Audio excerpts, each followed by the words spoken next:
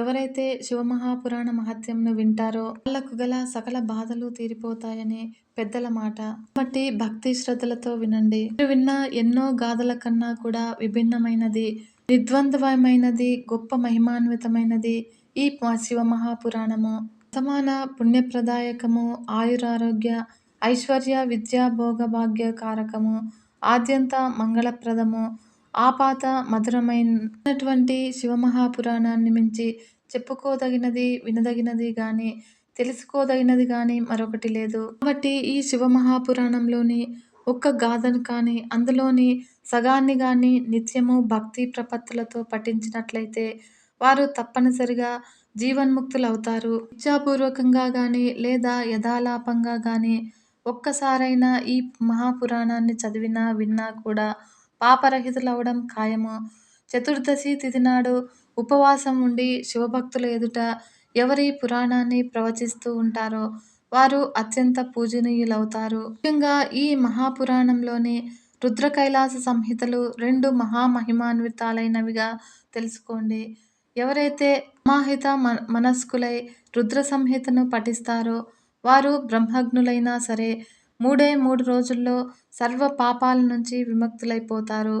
ఈ రుద్ర సంహితను భైరవమూర్తి ఎదుట రోజుకు 3 పర్యాయాల చొప్పున మౌనంగా పారాయణ చేసేవారికి సమస్తమైన కోరికలు సిద్ధిస్తాయి. మరియు మర్రి చెట్టుకు గాని, మారేడు చెట్టుకు గాని ప్రదక్షిణం చేస్తూ ఈ రుద్ర సంహితను పఠించినా, వినినా కూడా బ్రహ్మహత్యాది పాపాల నుంచి కూడా బయటపడతారు. కాబట్టి రుద్ర సంహిత కన్నా శ్రేష్టమైనది కైలాస సంహిత. దీని మహిమ పూర్తిగా తెలిసినవాడు ఒక్క శివుడు మాత్రమే. ఆ పరమేశ్వరుడికి కైలాస సంహిత మహత్యము పూర్తిగా తెలుసును. బ్రహ్మకి, నారదులకి, సనత్కుమారులకి, వ్యాసుల వారికి కూడా సగం మాత్రమే తెలుసు. ఒక పావుభాగం మాత్రమే భక్తుల వారికి తెలిసి ఉంటుందని చెప్తూ, అది కూడా శివేచ్ఛ ప్రాణకోటి సమస్త పాపాలన్నీ తరింపజేసే పంచాక్షరి మహామంత్రము, దాని ప్రభావము, జపవిధి విధానము, ధర్మార్థ కామములచే త్రివర్గ ఫలప్రాప్తికి తగు ఉపాయాలు, మోక్షసిద్ధికి అవసరమైన సమస్త విషయాలు క్రోడీకరించి చెప్పబడిన ఈ శివపురాణం యొక్క మహాత్యాన్ని విశదీకరించడము ఎవరి వల్ల కూడా అయ్యే పని కాదు. ఇందుకు ఉదాహరణగా ఒక కథ చెప్పుకుందాము. ఎందుకంటే ముందుగా మన ఛానల్ని ఎవరైతే కొత్తగా చూస్తున్నారో ఈ వీడియోను పూర్తిగా చూసి మీకు నచ్చింది అనిపిస్తే ఒక చిన్న లైక్ చేసి మన ఛానల్ని ఇంతవరకు సబ్స్క్రైబ్ చేసుకోకుంటే సబ్స్క్రైబ్ చేసుకొని సపోర్ట్ ఇవ్వండి ఫ్రెండ్స్. అంతేకాకుండా మీ అమూల్యమైన అభిప్రాయాలను నాకు కామెంట్ రూపంలో తెలియజేయగలరు. పూర్వము కిరాతక నగరంలో దేవరాజు అనే బ్రాహ్మణుడు ఒకడుండేవాడు. పేరుకైతే బ్రాహ్మణుడే కానీ ఆచార వ్యవహారాలు ఏ ఒక్కటి కూడా పాటించేవాడు కాడు. కనీసము స్నానసంధ్యలైనా కూడా సక్రమంగా ఆచరించేవాడు కాదు. పైగా వైశ్యవృత్తి పరాయణుడై ధనార్జనే పరమార్థంగా పెట్టుకున్నాడు. అయితే అదైనా కూడా వాణిజ్య రూపంలో సాగించలేదు. ఎవరైనా తనను నమ్మి రావటము ఆలస్యంగా వాళ్ళని దగా చేసేవాడు. కులకలహాలు పుట్టించి తాను లాభపడేవాడు. ఇలాగా డబ్బే దైవంగా భావించి తాను ఎనలేని సంపద గడించాడు. ఒకరోజు స్నానార్థి జలాశయానికి వెళ్ళి అక్కడ శోభావతి అనే పేరుగల వేశ్యను చూశాడు. అక్కడ ఆమె వెర్రిలో పడిపోయాడు. ధనికులు దొరికితే గణికలు వదలరు కదా, ఆ విలయాలు కూడా అతన్ని బాగా ఆకట్టుకుంది. ఈ విధంగా ఇద్దరూ కూడా స్వేచ్ఛగా కామవిహారాలు సాగించారు. ఎలా వచ్చిన సొమ్ము అలాగే పోవాలని ఊరికే అన్నారా చెప్పండి. పనికిమాలిన పాపాలు చేసి సంపాదించిన సొమ్మునంతా కూడా ఆ శోభావతి నిమిత్తమై ఖర్చు పెట్టసాగాడు. అయితే ఇంట్లో ఉన్న వృద్ధులైన తల్లిదండ్రులు వారించారు. ఆరోగ్యవతి, అనుకూలవతి, అనుభవయోగ్యురాలు, యవనవతి అయినటువంటి భార్య కూడా వారించింది. అయినా కూడా అతడు వినలేదు. ఒక రాత్రికి రాత్రి భార్యను, తల్లిదండ్రులను కూడా హత్య చేసి ఉన్న సంపదనంతా కూడా మూట కట్టుకుని ఆ కురట పంచకే వెళ్ళిపోయాడు. అయితే సొమ్ములు అయిపోగానే ఆ సోకులాడి అతన్ని తరిమివేసినది. అప్పుడు అతను ప్రతిష్టానపురం చేరాడు. అక్కడ అతనికి చాలా జ్వరం కమ్ముకుంది. కాలం కూడా చేరువైపోయింది. ఇప్పుడు అక్కడ ఒక శివాలయంలో విశ్రమించి లేవలేని స్థితిలో అలాగే పడి ఉన్నాడు. అయితే ఆ శివాలయంలో రోజూ జరిగే శివపురాణం ప్రవచనము వినడం తప్ప మరేమీ పని లేదు ఆ దేవరాజుకి. సరిగ్గా గుళ్ళో శివపురాణము, ఇక్కడ దేవరాజుకు ఆయుర్దాయం రెండూ కూడా ఒకేసారి పూర్తయ్యాయి. అప్పుడు తక్షణమే యమదూతలు వచ్చి ఈ దేవరాజు యొక్క సూక్ష్మదేహాన్ని యమపురానికి తీసుకొని పోబోయారు. అయితే అదే సమయంలో దిగారు శివదూతలు. ఇప్పుడు ఆ యమదూతల్ని వారించి దేవరాజును తమతో తీసుకువెళ్ళబోయారు. అక్కడ ఆశ్చర్యపడ్డ ఆ కింకరులు దేవరాజు యొక్క పాపాలన్నీ కూడా గుక్క తిప్పుకోకుండా యమదూతలకు వివరించారు. ఇంత పాపాత్ముడికి ఈశ్వర సన్నిధానమేమిటి అని అడిగారు. అప్పుడు శివదూతలు ఎంత పాపాత్ముడైనా సరే అతడి చివరి గడియల్లో కర్మరహితుడై శివపురాణాన్ని విన్నాడు. అదే శివ సన్నిధానాన్ని ప్రసాదిస్తుంది అని చెప్పి దేవరాజును తీసుకుని కైలాసానికి వెళ్ళిపోయారు. అంతటా యమదూతలు తమ లోకం చేరి యమధర్మరాజుకి ఈ విషయాన్ని చెప్పారు. అప్పుడు యమధర్మరాజు వాళ్ళకి శివపురాణ మహత్యంని వివరించాడు. శివపురాణాన్ని చదివినా, విన్నా, తెలుసుకున్నా కూడా అటువంటి వారి జోలికి వెళ్ళవద్దు అని ఆ దూతలను శాసించాడు. కాబట్టి ఓ మహాత్ములారా, ఈ శివపురాణాన్ని విన్నా, చదివినా కూడా అటువంటి మహత్తు కలుగుతుంది. ఉదాహరణకు మరొక కథ కూడా చెబుతాను వినండి అని. పూర్వము భాష్కలం అనే ఊరుండేది. ఆ ఊర్లో బిందుకుడు అనే బ్రాహ్మణుడు ఉన్నాడు. వాడు పరమ నీచుడు. ఒక్కడే ఏమిటి, ఆ ఊరి తరహానే అలా ఉండేది. అందరికంటే అఖండమైన పాపాత్ములు వాళ్ళు. వాళ్ళందరిలోకి ముందుండేవాడు ఈ బిందుకుడు. రోజు అతడు ఒకానొక వేశ్యను చూసి దానిని మరిగాడు. భార్య ముఖం చూడగానే మానేశాడు. ఆ భార్యను చూడడమే మానేశాడు. ఈ బిందుకుడి భార్య చెంచుల భర్త ప్రవర్తనకు ఆమె ఎంతగానో బాధపడింది. కొన్నాళ్ళు ఆ భర్త కోసం ఎదురు చూస్తూనే ఉంది. కానీ తన వయస్సు యొక్క తొందరను అణచుకోలేక తాను కూడా పరపురుషుడి సాంగత్యంలో పడిపోయింది. ఆ భార్య జాగరణిగా మారిన సంగతి బిందుకుడికి తెలిసింది. అప్పుడు తక్షణమే ఇంటికి వచ్చి భార్యను కొట్టాడు. అప్పుడు ఆమె ఏడుస్తూనే తన బాధను చెప్పింది. నువ్వు సుఖపెడతావని నిన్ను కట్టుకున్నాను. రోగమో రొష్టో అయితే నా కర్మ అనుకునేదాన్ని. ఆరోగ్యంగా ఉండి కూడా నువ్వు వ్యభిచారిణులతో సుఖపడుతూ నన్ను నిర్లక్ష్యం చేస్తే నేనేమైపోవాలి? నువ్వు తిన్నగా ఉంటే నేనిలా ఎందుకు చేస్తాను అని అడిగింది. అప్పుడు బిందుకుడు చాలా విశాలమైన హృదయంతో భార్యను అర్థం చేసుకున్నాడు. అందువల్ల చెంచుల, నువ్వు వ్యభిచారించనిదే ఉండలేను. నీవు పురుష సంపర్కం లేకుండా ఉండలేవు. అందువల్ల ఒక ఒప్పందం చేసుకుందాము. నువ్వు జాగరణిగానే తిరుగు. జాగరుల దగ్గర డబ్బులు గుంజి నాకు ఇయ్యి. నేను వ్యభిచారం చేసుకుంటాను. అప్పుడు మనిద్దరికీ గొడవలుండవు. నువ్వు సంసార స్త్రీలాగా, నేను నీ భర్తలాగా చెలామణి కావచ్చు అని సలహా ఇచ్చాడు ఆ మేధావి. చెంచుల కూడా అందుకు అంగీకరించింది. ఈ విధంగా రోజులు అలాగే సాగుతూ ఉండగా బిందుకుడు ఒకనాడు హఠాత్తుగా మరణించాడు. అయితే చెంచుల విధవరాలైపోయింది. అయినా కూడా జారత్వం మానలేకపోయింది. కాలవశాన చెంచుల గోకర్ణం క్షేత్రం వెళ్ళింది. అక్కడ మహాబలేశ్వరాలయంలో పురాణ శ్రవణం చేసింది. పాపులు ఎలా నరకానికి పోతారో, ఎలా హింసించబడతారో వింది. అది వినగానే ఆమెకు భయం వేసింది. ఆ ప్రవచనానంతరము ఆ పౌరాణికుణ్ణి కలిసి తన కథనంతా చెప్పింది. తన పాపానికి పరిహారం చెప్పమంది. అప్పుడు ఆమెను శివమహాపురాణము శ్రవణం చేయమన్నాడు. అంతటా ఆమె అలాగే ఆచరించింది. ఫలితంగా దేహాంతంలో కైలాసం చేరి గౌరీదేవి ఇష్టసఖులలో ఒకరిగా మసలసాగింది. ఈ విధంగా ఒకరోజు చెంచుల అమ్మవారిని చేరి స్తోత్రం చేసింది. తన నరజన్మ గురించి చెప్పి బిందుకుడి విషయమై ప్రశ్నించింది. అప్పుడు అమ్మవారు ఆలోచించి, అమ్మాయి, నీ భర్త మరణించి నరకం చేరాడు. అక్కడ అనుభవించవలసిందంతా అనుభవించాడు. ప్రస్తుతం వింధ్య పర్వతం మీద పిశాచమై సంచరిస్తున్నాడు అని చెప్పింది. ఈ చెంచుల బాధపడింది. తన భర్తకు కూడా ఉత్తమ గతులను అనుగ్రహించమని కోరింది. అమ్మవారు దయాపూర్వకమైన దరహాసం చేసింది. తక్షణమే గంధర్వులడైన తుంబురుణ్ణి రప్పించి చెంచులతో పాటు వింధ్యాద్రికి వెళ్ళవలసిందిగా ఆజ్ఞాపించింది. ఇక్కడ బిందుక నామకమైన పిశాచం ఉంది. ఆ పిశాచానికి శివపురాణమును వినిపించి శుద్ధిని చేసి కైలాసం తీసుకురా అని చెప్పి శివదూతలను తోడిచ్చి పంపించింది. ఇక్కడ వాళ్ళు వింధ్య పర్వతం చేరారు. అక్కడ పిచ్చిగంతులు వేస్తూ వెర్రిమొర్రి చేష్టలు చేస్తూ తిరుగుతూ ఉన్న బిందుగ పిశాచాన్ని చూశాడు. అప్పుడు తుంబురుడు పిశాచాన్ని చేరదీసి శివపురాణం వినమని చెప్పాడు. ఇప్పుడు విననుగాక వినను పొమ్మన్నాడు బిందుకుడు. ఇప్పుడు ఇది గాదు పని అనుకున్న తుంబురుడు చెంచుల శివదూతల సహాయంతో బిందుగుడి కాళ్ళు చేతులు కట్టిపడివేశారు.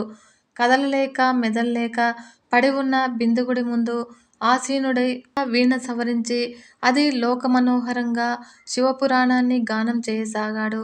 ఆ గానానికి ముగ్ధులైన నియచ్చరులంతా కూడా వింధ్యకు దిగివచ్చారు. శివపురాణాన్ని ఆసాంతము విని ధన్యులయ్యారు. ఆ విధంగా తుంబురుడు చేసిన శివపురాణ గానము పూర్తయ్యేసరికి బిందుగుడి పిశాచ రూపం పోయింది. అతడు కూడా దివ్యరూపుడు గౌరవర్ణుడు అయ్యాడు.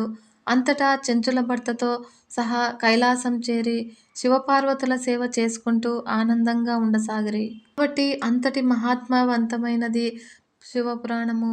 ఎవరినైనా బాగు చేయదలుచుకుంటే వారిని కట్టి కొట్టి అయినా సరే శివపురాణం వినిపించాలి. వింటే చాలు వాళ్ళు శుద్ధులైపోతారు. అపురూపము, ఆనందదాయకము, విధారకము అయిన అంబికాపతి యొక్క అద్భుత పురాణాన్ని వినిపిస్తూ ఉన్నాను.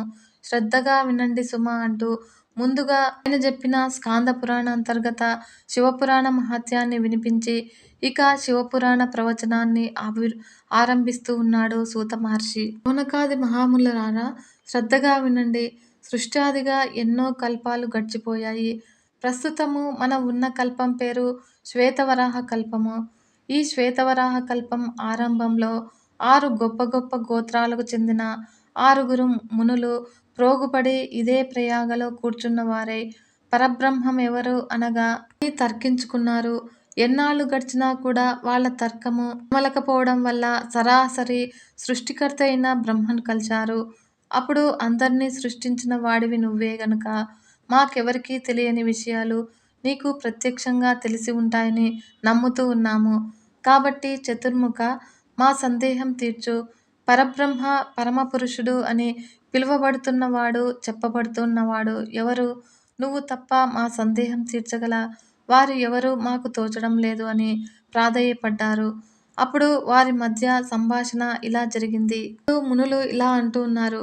హే దాత, పరుడని చెప్పబడే పరముడు ఎవరు అనగా బ్రహ్మదేవుడు, రుద్రుడు, ఆయన సదాశివుడు అన్నాడు. అంతటా మునులు ఆ శివతత్వము ఎలా తెలుస్తుంది అనగా బ్రహ్మదేవుడు శివానుగ్రహం వల్లనే తెలుస్తుంది.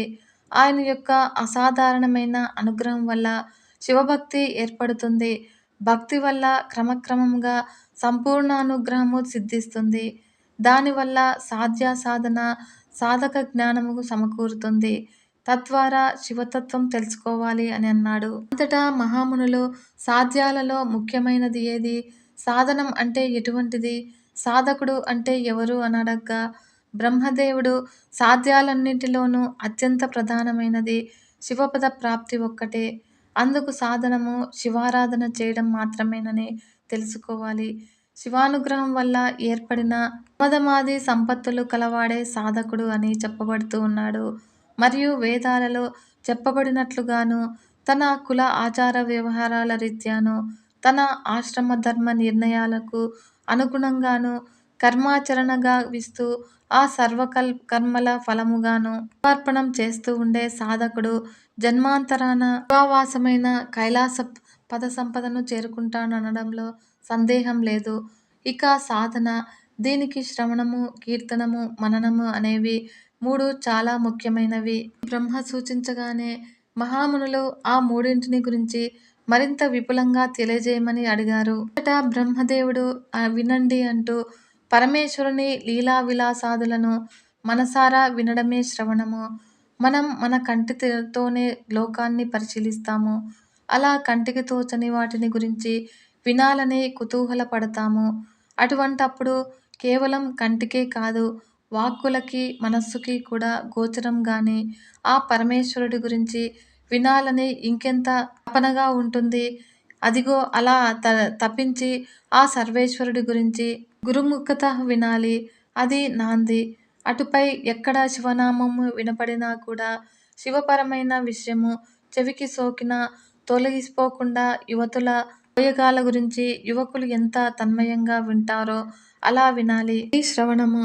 ఆ తర్వాతది కీర్తనం. అనగా అధిదైవతమైన ఆ పరమేశ్వరుని దుష్ట శిక్షణ, శిష్ట రక్షణాది గాథలను, లీలలను నిత్యము కూడా కీర్తించుతూ ఉండాలి. వాటినే గానం చేస్తూ ఉండాలి. అది కీర్తనము. కేవలం మనోగతంగా ఆ కైవల్యదాయకుని భావించుట, అర్చించుట అనేవే మననము. ఈ మూడింటికి మూలము సజ్జన సాంగత్యము.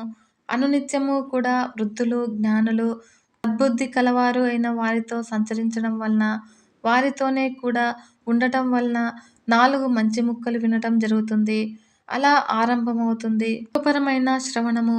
వింటున్న కొద్దీ కీర్తనానికి పునాది దృఢతరమవుతుంది. కీర్తనము పరిపక్వ స్థితికి చేరుకున్న కొద్దీ మననానికి బీజం పడటము, మనస్సు మననోన్ముఖం కావడం సిద్ధిస్తాయి. అందుచేత శ్రవణ, కీర్తన, మననము అనబడే ఈ 3 కూడా క్రమంగా ఒకదానికన్నా ఒకటి ఉత్కృష్టమైనవిగా తెలుసుకోవాలి. ఇంతకీ అంతో ఇంతో శివానుగ్రహం ఉంటే తప్ప ఏదీ సిద్ధించదు. శివరాత్రి రోజు శివలింగార్చన ప్రాముఖ్యత గురించి తెలుసుకుందాము. ఈ కాలంలోనే కాదు, ఏ కాలంలోనైనా సరే సూక్ష్మ రూపంలో మోక్షం దొరికేందుకు మరో మార్గం కూడా ఉంది. అదే శివలింగార్చన.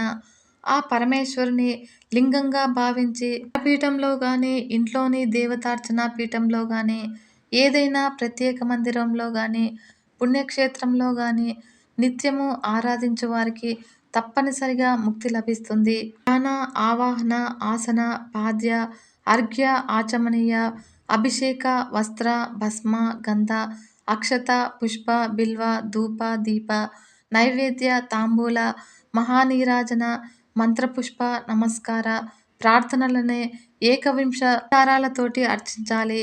పత్రము, తామరము, తాళపత్రము, అద్దం, గంట, శంఖము, గీతం, నృత్యము, ప్రదక్షిణం వంటి రాజోపచారాలు కూడా ఆచరించినట్లయితే మరీ మంచిది. ఆ రోజు కూడా శివపరంగా లింగారాధన చేసేవారు తప్పకుండా ముక్తులైపోతారు. లింగారాధన చేయలేని వారు నాగభూషణ, నీలకంఠ, వ్యాఘ్రంబుర, పాలనేత్ర, చంద్రశేఖరాది సర్వోన్నత తత్వాలతోనూ కూడిన శివమూర్తిని పూజించినా కూడా సత్ఫలితాన్నే పొందగలుగుతారు. శివుడొక్కడే మాత్రమే నిష్కలతత్వం చేత లింగంగాను, సకలత్వం చేత మూర్తిమంతంగాను ఆరాధింపబడుతూ ఉంటాడు.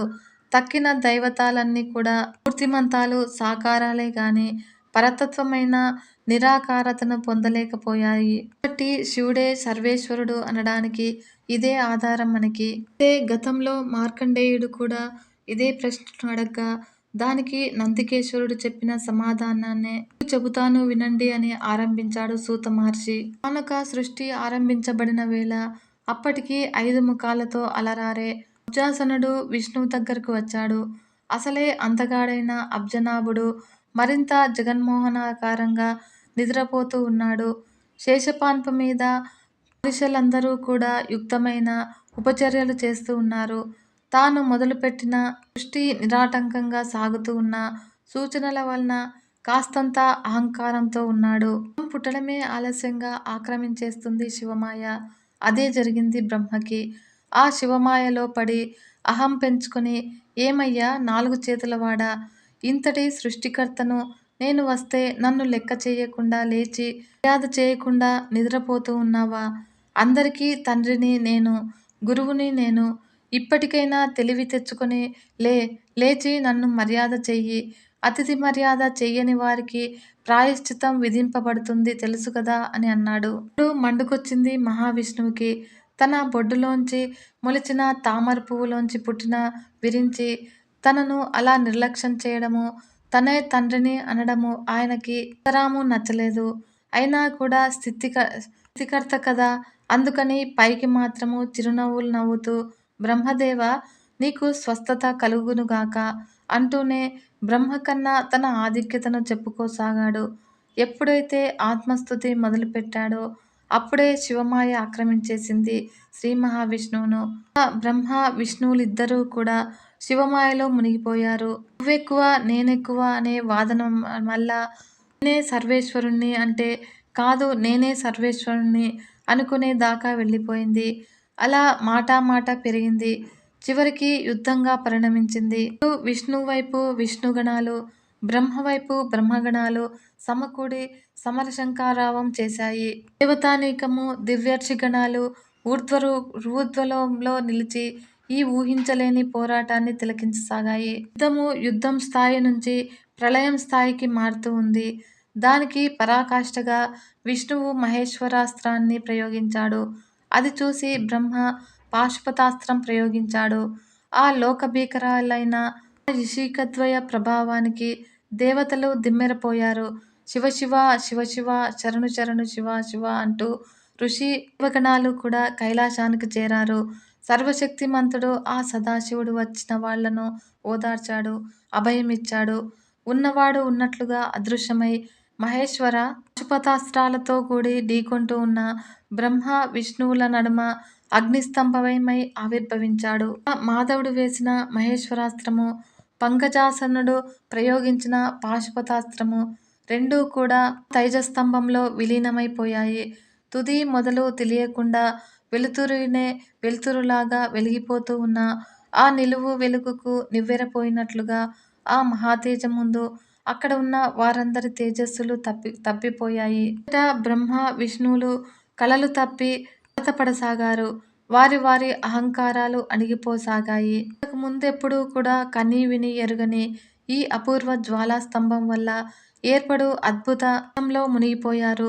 తానే సర్వజ్ఞుడనని, తానే సర్వశ్రేష్టమని తగువులాడుకున్న తామరసనైన తామరస గర్భులు ఇద్దరు కూడా తేజం పట్టుపడలేదు. ఇది వాళ్ళ సృష్టించింది కాదు, వాళ్ళు ఎరిగినది కాదు. వాళ్ళు లేకుండా అప్రమేయంగా, అనూహ్యంగా, పరిణామరహితంగా తుది మొదళ్ళు లేకుండా ఉన్న ఆ వెలుగు యొక్క అంతుదిరది తెలుసుకోవడమే ఇది విష్ణువులకు సమస్యగా పరిణమించింది. తక్షణమే బయలుదేరారు వాళ్ళు. దాని మొదలు తెలుసుకోవడం కోసము శ్రీ మహావిష్ణువు శ్వేతవరాహమై పాతాళాన్ని చీల్చుకుంటూ వెళ్ళాడు. ఆ వెలుగు యొక్క తుదిని కనిపెట్టడం కోసం బ్రహ్మదేవుడు హంసరూపంతో ఊర్ధ్వానికి సాగాడు. అలా ఎంత తొలుచుకుంటూ పోతున్నా కానీ మొదలు దొరక్క అలసిపోయాడు ఆదినారాయణుడు. తన వల్ల కాదనుకుని వెనుతిరిగి యుద్ధస్థలానికి చేరాడు శ్రీ మహావిష్ణువు. పైకి వెళ్ళిన బ్రహ్మకి కూడా ఏమీ పాలుపోలేదు. ఆ నిట్ట నిలువుకు తుది ఎక్కడో చిక్కలేదు. కానీ సరిగ్గా అదే సమయానికి శివతేజస స్తంభాగ్రం నుండి ఒక మొగలి పువ్వు కిందకు పడుతూ కనిపించింది. అప్పుడు బ్రహ్మ దానిని ఆపాడు. తన అన్వేషణ గురించి చెప్పాడు. ఈ నిట్ట నిలువు నిట్టకు అగ్రము నీకు తెలుసా అని అడిగాడు. అందుకు మొగలి పువ్వు ఓ మొలక నవ్వి నేను వస్తున్నదే అక్కడి నుంచి. కాలమానం రీత్యా అయితే చాలా యుగాలైంది నేను జారి ఇక్కడికి చేరాను. ఈ లోపల ఈ స్తంభము ఇంకెంత పెరిగి ఉందో తెలియదు.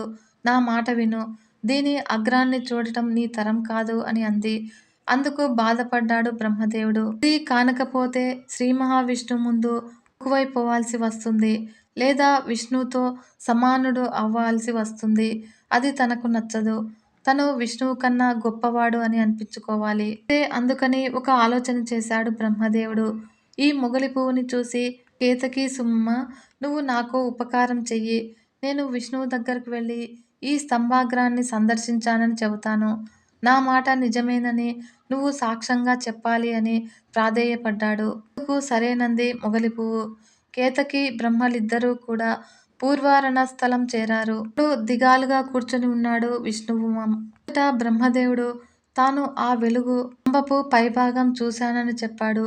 మొగలి పువ్వే సాక్ష్యం అన్నాడు. అవును అంది మొగలి పువ్వు కూడా. నిట్టూర్చాడు నీరదశ్యాముడు. దీని మొదలు చూడలేకపోయాను, ఓడిపోయాను అని తన ఓటమిని ఒప్పుకున్నాడు. బ్రహ్మ ఆధిపత్యతని అంగీకరిస్తూ అతనిని అర్ఘ్యపాద్యాదులతో ఆరాధించి ఆ తైజస్తంభము దగ్గరే కూర్చుండిపోయాడు. ఎప్పుడైతే శ్రీ మహావిష్ణువులోంచి అహం నశించిందో అప్పుడే అతన్ని గప్పిన శివమాయ తొలగిపోయింది. తన అహంకారపూరితమైన గత ప్రవర్తనకు పశ్చాత్తాపపడ్డాడు. ఇంత సంయమనంతో శివ శివ అనుకోగా సాగాడు. అప్పటికే బ్రహ్మ చేసిన అపచారానికి శిక్షింప నిశ్చయించిన పరమేశ్వరుడు విష్ణువు చింతించడంతో అతని పట్ల ప్రసన్నుడయ్యాడు. తక్షణమే నిష్కళమైన అగ్నిస్తంభం నుండి సకలమైన మూర్తిత్వంతో ప్రత్యక్షమయ్యాడు పరమేశ్వరుడు. సిగలో వెళ్ళి నొసటన కన్ను, నీలకంఠము, నాగాభరణాలు, నాకేల శూలము, మరొక చేత అభయముద్ర, వ్యాఘ్రంబరంతో సాక్షాత్కరించాడాయన. కళ్ళ ముందు నిలిచిన సాకారుడైన కంటే కాలకుని నయనాలతో వీక్షించాడు విష్ణువు. భక్తి సంభరిత మానసంతోనూ ఆనంద కంపితమై మనోలతికతోనూ ఆయనను స్తోత్రం చేశాడు. అంతటా స్వచ్ఛ స్ఫటికాభుడైన సాంబుడు ఇంద్రనీలాభుడైన శ్రీహరికి అభయమిచ్చాడు. నారాయణ, నువ్వు కూడా ఒక చిన్న అబద్ధం చెప్పి ఉంటే బ్రహ్మ కన్నా నువ్వే ఎక్కువగా చలామణి అయ్యేవాడివి. అయినా కూడా నువ్వు అసత్యం చెప్పలేదు. నీ సత్యసంధతను నన్ను సంతుష్టిని చేసింది. సత్యమే శాశ్వతమైనది. ఎవడు సత్యాన్ని ఆశ్రయిస్తాడో వాడే శాశ్వతుడు. ఇక నుండి ఊర్ధ్వమధ్యన లోకాలు అన్నింటా కూడా నువ్వు నాతో సమానంగా పూజింపబడతావు. నా వలనే నీకు క్షేత్రాలు ఏర్పడతాయి. పూజలు, ఉత్సవాలు అన్నీ లభిస్తాయి. లౌకిక జగత్తులో నా ఇంతటి వాడివిగా ఆరాధింపబడతావు అని దీవించి వరాలు అనుగ్రహించాడు. ఈ విధంగా శిష్టుడైన శ్రీహరిని అనుగ్రహించి ఆ తర్వాత దుష్టుడైన బ్రహ్మకు తగిన గుణపాఠం చెప్పదలిచాడు భవుడు. తక్షణమే తన సంకల్పంతో భైరవుడిని సృష్టించాడు. భైరవ, అసత్య ప్రలాపన చేసిన బ్రహ్మని నీ కత్తివాదనతో తగినట్లు సత్కరించు అని అన్నాడు శంకరుడు. మరుక్షణమే భైరవుడు మృత్యువుకు సైతం భయం కలిగించే పదునైన కత్తిని జులిపించాడు. ఒక చేత బ్రహ్మదేవుడిని బట్టి అబద్ధమాడిన అతగాడి 5వ తలకాయను అస్సున నరికివేశాడు. తక్కిన తలలు కూడా నరికివేయడానికి సిద్ధపడుతూ ఉండగా బ్రహ్మదేవుడు భయంతో గడగడలాడిపోయాడు. శివ శివ, భవ భవ, హరహర అని ఆర్తనాదాలు చేసుకుంటూ తత్తరపడిపోతూ వచ్చి శివుడి పాదాల మీద పడ్డాడు. వణికిపోతున్న విధాత పరిస్థితి చూసి విష్ణుమూర్తికి కూడా జాలి కలిగించింది. ఎంతైనా ఆయన బొడ్డు తామర నుంచి వెలువబడ్డాడు కదా పితామహుడు. అందుకే కాబోలు పునః పునః శంకరునికి అంజలించి మొక్కుతూ బ్రహ్మను క్షమించవలసిందిగా కోరాడు. అంతకన్నా దీనంగా ప్రాణభిక్షను అర్థిస్తూ ఉన్నాడు బ్రహ్మ. దయచల్చాడు ఆ పరమేశ్వరుడు. ఈ బ్రహ్మదేవ, నువ్వింతగా ప్రాధేయపడుతున్నావు గనుక, విష్ణువు మరీ మరీ చెబుతున్నాడు గనుక ఇప్పటికీ క్షమిస్తూ ఉన్నాను. మానాన నువ్వు సృష్టి కార్యక్రమంలో ఉండు. కానీ ఇలాంటి దోషం చేయడం వల్ల నువ్వు ఎక్కడా కూడా పూజార్హుడివి కాకుండా పోతావు. కానీ నా భక్తుడవు గనుక, నన్నే నిరంతరము చింతన చేస్తావు గనుక ఒక్క వరం ఇస్తూ ఉన్నాను. యజ్ఞయాగాదులు మొదలైన వేదోక్త కర్మల్లో మాత్రము నువ్వే గురువుగా గౌరవింపబడతావు. అలా కాదని నిన్ను తిరస్కరించి చేసే యాగాది క్రతువులు ఉండనే ఉండవు. అంతే కాకుండా ఫలితాలను కూడా ఇయ్యవు అని చెప్పాడు. ఆ తర్వాత తడబడుతూ నిలబడ్డ మొగలి పువ్వును చూసి, ఓసి కేతకి, కూటసాక్షివై కుసుమజాతికే కళంకం ఆపాదించిన పాపిష్టవి. ఇక నుండి నువ్వు నాకు అయిష్టురాలవవుతావు. అందువల్ల నా ఆరాధనలో నీకు స్థానం లేకుండా పోతుంది అని శపించాడు ఈశ్వరుడు. మత్తెక్కించే పరిమళాల పొత్తి కదా మొగలి పువ్వు. అందుకని దేవతలు, ఋషులు ఇత్యాదులందరూ కూడా దానిని ధరిస్తూ ఉండేవారు. అటువంటిది శివుడు దానిని శపించగానే వారంతా కూడా తమ తమ వద్దనున్న మొగలి పువ్వులన్నింటినీ కూడా దూరంగా విసిరివేశారు. దేవుళ్ళు శపించిన వాళ్ళను ఎవరినీ కూడా దరిచేర్చరు కదా మరి. ఈ శాపము వెనువెంటనే తన పట్ల తిరస్కారం చూపేసరికి మొగలి పువ్వు మెత్తుకోలేకపోయింది. మొగలి పువ్వు అయినా కూడా శివుడికి మొరపెట్టుకుంది. హే జగన్నాథ, నీ సేవకు నోచనివాడు నా జన్మమే వృధా అయిపోతుంది. నా యందు కనికరించు. ఎంతటి పాపాత్ములకైనా సరే శివ అనే నీ నామస్మరణ మాత్రం చేతనే ముక్తి లభిస్తూ ఉండగా, సాక్షాత్తు నీ నిష్కల రూపాలు రెండింటినీ దర్శించుతూ ఉన్న నా యొక్క ఒక్కగాని ఒక్క అసత్య దోషాన్ని ఇంకా మిగిల్చి ఉంచుతావా తండ్రి అని పరిపరి విధాలా ప్రార్థించింది. బుద్ధ అనుగ్రహ మూర్తిస్థానుడు జాలికి పుట్టిన జంగమయ్య. అందుకే ఆ మొగలి పువ్వును క్షమించాడు. కేతకి, నేను అన్నది అన్నట్లుగా జరగాల్సిందే. నా ఆరాధన నిషిద్ధమైనప్పటికీ కూడా నీవు నా భక్తుల నిమిత్తము ఉపయోగించుకోబడతావు. నా పూజలోకి పనికి రాకపోయినా కూడా నాకు పైకప్పుగా అలంకరించబడటానికి నీవు ఉపయోగపడతావు అని అనుగ్రహించాడు. ఈ విధంగా శివుడు ప్రసన్నుడు కావడంతో అంతవరకు భీతివహులై ఎడంగా నిలబడ్డ బ్రహ్మ, విష్ణు గణాల వారు కూడా మెల్లమెల్లగా శివదర్శనార్థం చేరుకోసాగారు. వారందరినీ వెంటబెట్టుకుని బ్రహ్మ, విష్ణువులు ఇద్దరూ కూడా స్వామికి విశిష్టమైన ఆసనాన్ని కల్పించారు. నభూతో నభవిష్యతి అన్నట్లుగా ఆయనను ఆరాధించారు. అలా వారి పూజకు పొంగిపోయాడు భోళాశంకరుడు. ఆ ఆనందంలో పరమేశ్వరుడు, మీరిద్దరూ కలిసి ఈనాడు నాకు చేసిన ఈ పూజతో నేనెంతో సంతుష్టుడనయ్యాను. కాబట్టి ఇక నుండి ఈ దివ్య సమయం నాకు అత్యంత ప్రీతిపాత్రమైనది. మహాశివరాత్రి నామంతో విరాజిల్లుతుంది. ఇక నుండి శివరాత్రి నాడు లింగాత్మకంగా గాని, మూర్త్యాత్మకంగా గాని నన్ను ఆరాధించినవాడు పురుషోత్తముడవుతాడు. మహాశివరాత్రి ఒక్కనాడు అహోరాత్రులు ఉపవాసం ఉండి, ఇంద్రియాలను అదుపులో ఉంచుకొని, త్రికరణ శుద్ధిగా, లోపం లేకుండా విధివిధానంగా నన్ను ఆరాధించినవాడు ఒక సంవత్సరమంతా కూడా నన్ను పూజించిన ఫలాన్ని పొందుతాడు. కాబట్టి ఈ రోజున శివప్రతిష్ఠకు, శివకళ్యాణానికి శ్రేష్టమైన రోజు అవుతుంది.